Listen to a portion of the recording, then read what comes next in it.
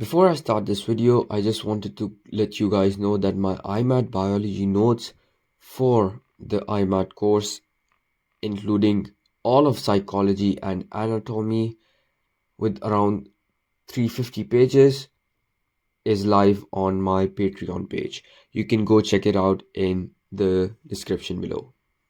Hey everyone, today we are going to start with muscle contraction. But before we begin with muscle contraction, I would like to revise something that we did in the last class, which will help a bit in this one. So we're doing muscle fiber revision. Now, muscle fibers, remember, were made of two types. There was the thick filaments and there was the thin filaments. Yeah, there was a thick and the thin filaments. The thick filament, remember, is the myosin. The thin filament is the actin. And actin is made up of two parts.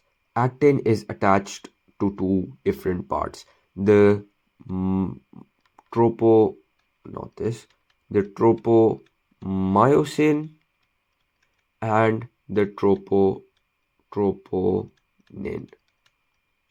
So a goofy picture that I like to draw for actin is this is the actin, and this actin has something called the myosin binding site. If you don't know about this, then don't worry, we'll learn this later on.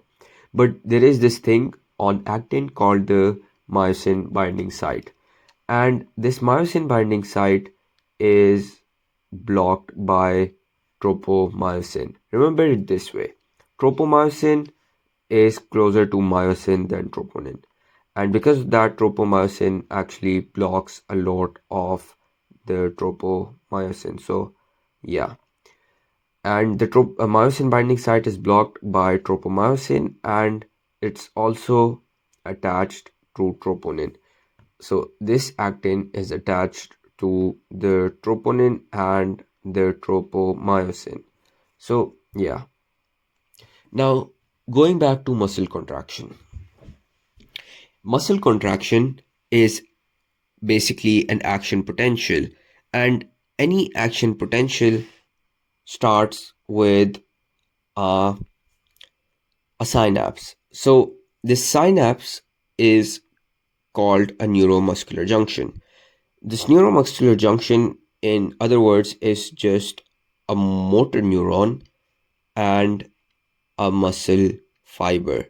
So this motor neuron is the presynaptic knob and the muscle fiber is the postsynaptic knob or the postsynaptic membrane.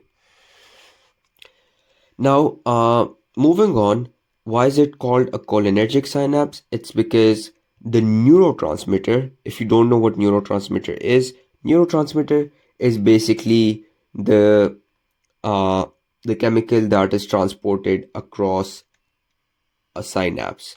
So this neurotransmitter is called an acetylcholine, and this is the reason that it's called a cholinergic synapse, because of this choline. Yeah, it's pretty obvious. And there is a shorter way of saying acetylcholine. It's called ACH if you wanted to know. So moving on, the terminal knob of a motor neuron is called a motor end plate. So that's what I'll be saying from now on. So how does it begin? Well, it starts when the action potential arrives at the presynaptic membrane. In this case, it arrives at the motor end plate of the motor neuron. Now, this action potential causes voltage gated calcium channel ions to open, and this in turn causes calcium ions to flow into the presynaptic membrane. And what does this cause? This causes vesicles containing ACH to fuse with the presynaptic membrane. Now, to explain this better, I took this notes of the synapse. Basically, a synapse contains a presynaptic knob. In this case, it was called the motor end plate, and it has a lot of mitochondria because moving vesicles is an active process. So it has a lot of mitochondria. It has vesicles containing neurotransmitters, and these neurotransmitters doesn't always have to be ACH. But in this case, it is ACH, and therefore the name cholinergic synapse, right? And it also has voltage gated calcium channels. Now, the postsynaptic membrane, or the muscle fiber in this case, has receptors, basically proteins, for these neurotransmitters, and that was what I was going to explain. These vesicles containing ACH first fuse to the presynaptic membrane, and then it is released into the synaptic cleft. So first it fuses to the ends, and then it's deployed into the synaptic cleft. Now, this ACH, remember, when it's deployed into the ACH, this ACH is deployed into the synaptic cleft, it is no longer in vesicles. Remember that. And this ACH, remember, will then bind to the receptors on the post synaptic membrane, or in this case, the muscle fiber. Now, fun fact, a reason it's called a neuromuscular junction is because of the motor neuron. So the neuro means motor, and the muscular fiber is the postsynaptic membrane, so therefore the muscle. And a junction because it's basically a junction between the motor neuron and the muscle fiber. All right. So moving on, the ACH binds to receptors on sarcolemma. This is known as the muscle cell membrane, and this in turn causes Na plus ion channels to open. Now, ACH's purpose is for Na plus channel ions to open, and this is where the contraction really starts to begin. Well, not the contraction, but the uh, the path to contraction, I would say. So, first step is ACH binds to sarcolemma receptors.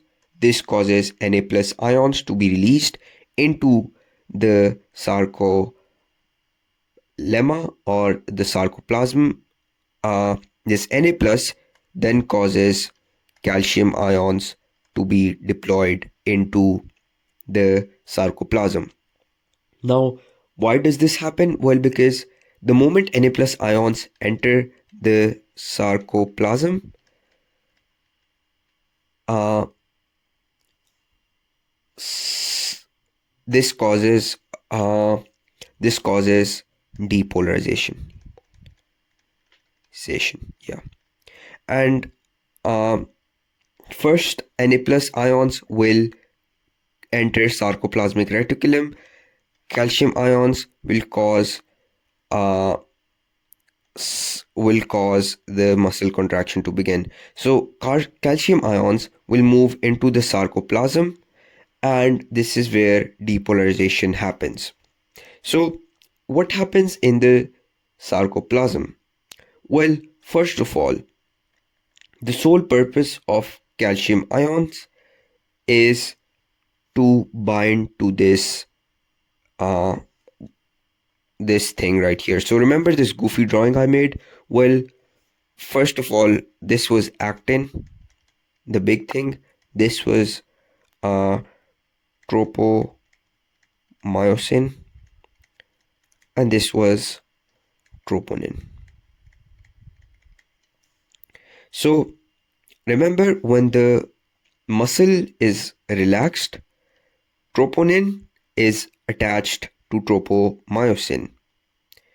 And this is what I have drawn. And tropomyosin, as I said earlier, blocks the myosin binding site on actin.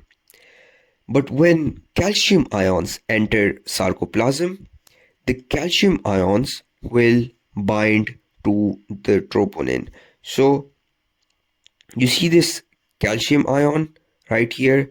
This is a calcium ion. This will bind to troponin. So calcium ion fuses with troponin, and this in turn causes troponin to change shape.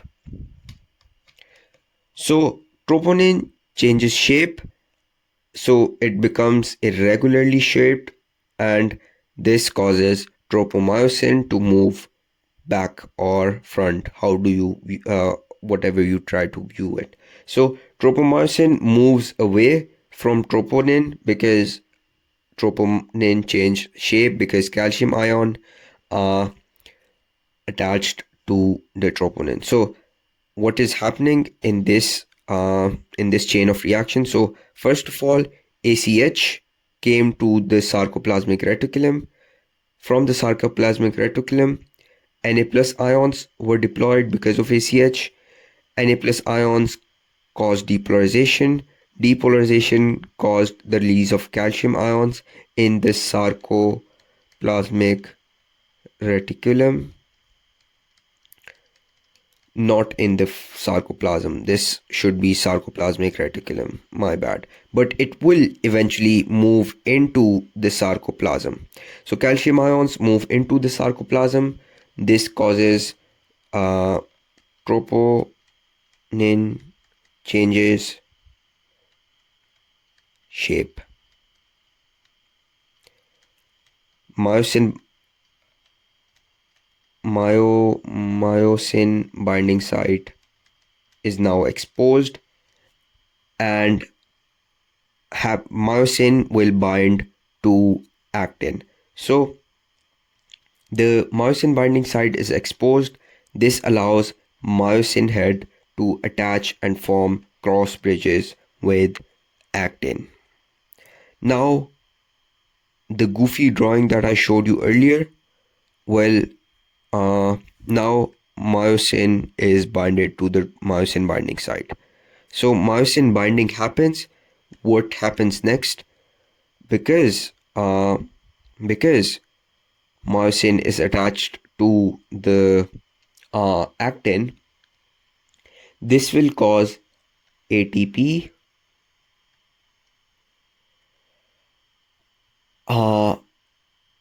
to release ADP and pi, or phosphate group.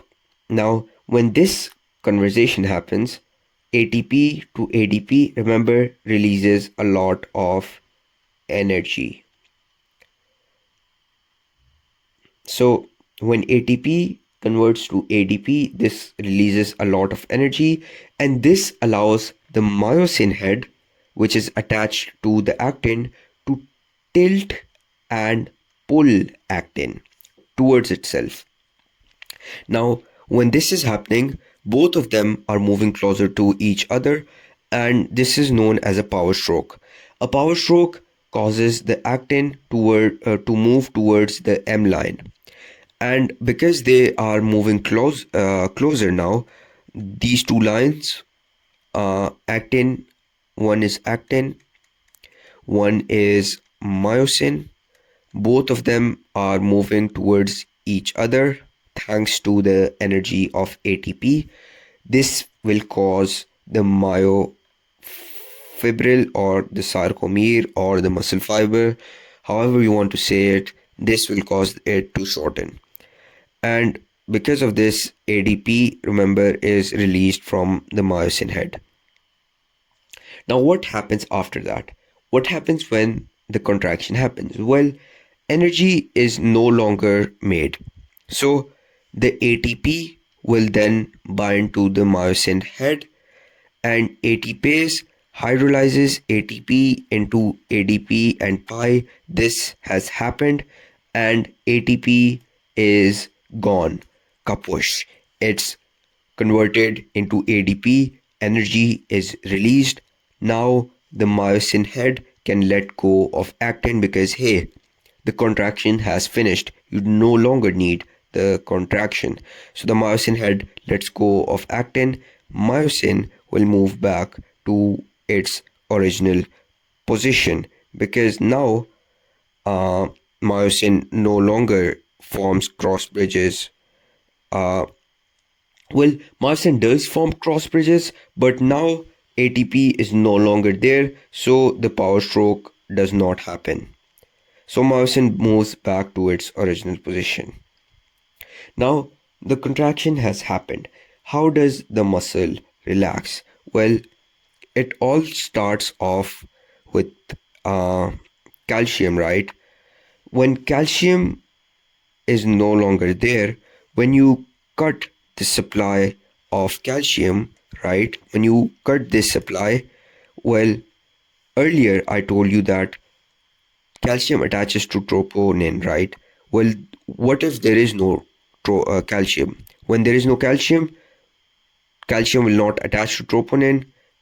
This would mean that troponin will no longer cause a change of shape, which will no longer move the tropomyosin away from it, and myosin binding site is now not exposed again. So, what I'm trying to say is when you cut the supply of calcium, the opposite starts to happen. When calcium is no longer there, calcium cannot bind to troponin on the actin filament. This means that tropomyosin moves again to block the myosin binding site on actin. The filament slides back to its original position and the muscle relaxes. It's pretty simple. So, it's actually the opposite of muscle contraction. In muscle contraction, you are moving like this, while in muscle relaxation, you're moving like this. When you cut the supply of calcium, how do you cut the supply of calcium? Well, your brain tells the muscle that, hey, I no longer need to contract this muscle. So the neurons stop stimulating ACH, which means ACH is not produced, sodium ions is not produced, calcium ions are not transported into the sarcoplasmic reticulum, and which means then all of this chain of reaction would never happen and the tropomyosin moves back to its original position. And this is muscle relaxation. Now, the last thing that I want to talk about is the ATP source. Remember, uh, muscles need a lot of ATP, and I mean a lot because contractions are always happening, and sometimes mitochondria, the guy that makes ATP, cannot make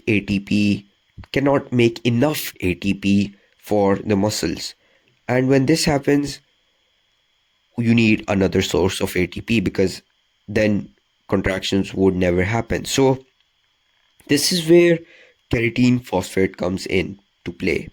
Creatine phosphate is found in the sarcoplasm of the muscle fiber. And remember, sarcoplasm is the place where muscle contraction happens, not sarcoplasmic reticulum. So creatine phosphate can react with ADP, not ATP, but ADP, and make ATP. How does this happen? Well, creatine phosphate has one phosphate group. It can go to this ADP. And remember, the D stands for diphosphate, which means two phosphate groups. When this phosphate from creatine attaches to this ADP, it becomes ATP. And phosphate is removed from creatine, therefore, creatine is produced.